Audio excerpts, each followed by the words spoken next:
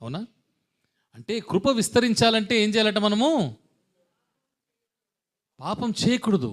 కృప ఉంది కదా అని చెప్పి పాపం చేస్తూ పోయామనుకోండి, అంతే సంగతులు. గ్రేస్ మార్క్స్ ఉన్నాయి కదా అని చెప్పి ఏమీ రాయకుండా కూర్చుంటే పాస్ అవుతామా, ఫెయిల్ అవుతామా? ఫెయిల్ అవుతాం. మన ఆత్మీయ జీవితంలో కూడా కృప దేవుడు ఎందుకు ఇస్తాడంటే సరి చేసుకోవటానికి. It is a time to reflect on our future, not on the past. చూడండి, దేవుడితో ఉండేటువంటి గొప్ప తత్వం ఏంటంటే, with God life can be progressive. పురోగమనం, పురోగతి అంటారు తెలుగులో.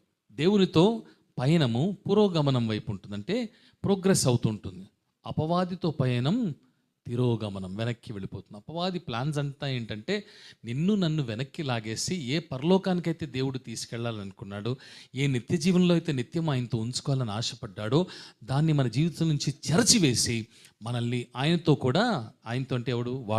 వాడనాలన్నమాట,